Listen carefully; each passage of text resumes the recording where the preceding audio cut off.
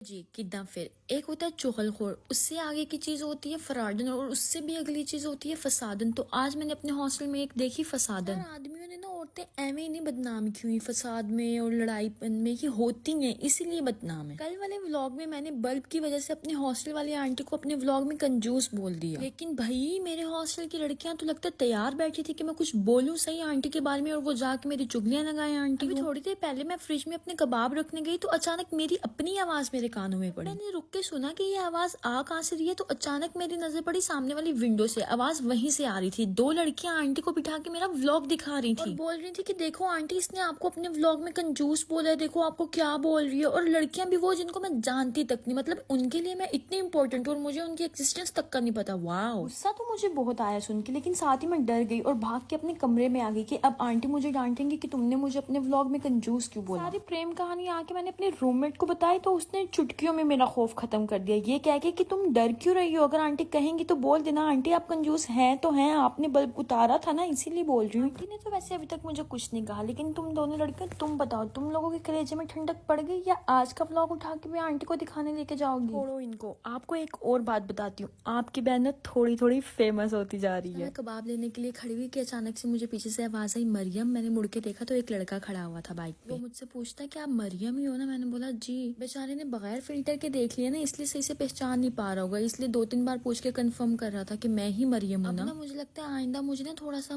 तैयार श्यार होके बाहर निकलना पड़ेगा। मैं जो बगैर मुंह धोई निकल जाती हूँ ना, अब लोग मुझे जानने लग गए, तो मुझे थोड़ा अच्छा बन के रहना पड़ेगा। उन्हें कैबिन क्रू के इंटरव्यू के बारे में इन्फॉर्मेशन चाहिए थी, तब मुझे याद आया कि ओ भाई मुझे इंटरव्यू के लिए लड़कों की ड्रेसिंग पे और इंटरव्यू में पूछे जाने क्वेश्चन पे वीडियो बनानी थी। अच्छा अब मैं आखिरी बार बता रही हूँ, सब गौर से सुन लो। पागलो एक ही बात बार बार क्यों पूछते हो। इंटरव्यू 25 अक्टूबर को रॉयल स्विस होटल लाहौर में हो रहे हैं, सब चले जाना, लड़के भी और लड़कियां भी। अब कोई ना पूछे लोकेशन का। अच्छा गाइस, लड़कियों की ड्रेसिंग तो मैं अपने पिछले ब्लॉग में बता चुकी हूँ, लेकिन उसमें से कुछ लड़कियां पूछ रही थी कि क्या हम प्रॉपर शलवार कमीज नहीं पहन के जा सकते। क्यों नहीं पहन के जा सकते, जरूर पहन के जा सकते हैं, बट मेक श्योर कि बहुत सिंपल हो, जितना सिंपल होगा उतना अच्छा लगेगा। मोतियों शोतियों वाले कपड़े पहनने से अवॉइड करना, वो थोड़ा नेगेटिव इम्पैक्ट पड़ेगा। ओके, अब आते हैं लड़कों की ड्रेसिंग। लड़कों तुमने पहन के जाना प्रॉपर सूट बूट, मतलब जैसे तुम लोग अपने रिश्तेदारों की शादियों में वलीमे पे जाते हो ना, एग्जैक्टली वलीमे के फंक्शन के लिए तैयार होके जाना तुम लोगों ने। ओके, वो अलग बात है कि वहाँ पे तुम्हें रोटी शोटी नहीं मिलेगी। अच्छा बॉयज, आप लोगों की आसानी के लिए ना मैं एज एन एग्जाम्पल एक पिक्चर भी अटैच कर रही हूँ, जो अब आप लोगों को नजर आ रही है। ये अब फ्लाइजना में एक स्टीवर्ड है, मतलब इनका सिलेक्शन हो चुका हुआ है, तो ये अपने इंटरव्यू में इस तरह की ड्रेसिंग करके गए थे। आप लोग अब इनको देख के ड्रेसिंग का अंदाजा लगा लेंगे किस तरह की ड्रेसिंग करते हैं तो सिलेक्शन होता है। ये वाले भी इस वक्त फ्लाइजना में जॉब कर रहे हैं और इन्होंने अपने इंटरव्यू पे ये वाली ड्रेसिंग की थी। और आप लोगों ने नोटिस किया हो या ना किया हो, मैं आप लोगों को बता देती हूँ कि देखिए दोनों लड़के क्लीन शेव हैं, तो क्लीन शेव होना मस्त। ऐसा नहीं है कि बियर्ड वाले इंटरव्यू देने ना आए हो, बियर्ड वाले भी आए थे और ये भी है कि वो गुड लुकिंग भी थे, but still they prefer clean shaves. Okay, और यार मैं फिर से बता रही हूँ, सब कुछ भूल जाना लेकिन स्माइल नहीं भूल के जानी। स्माइल आप लोगों ने अपने साथ लेके जानी है। Please be confident,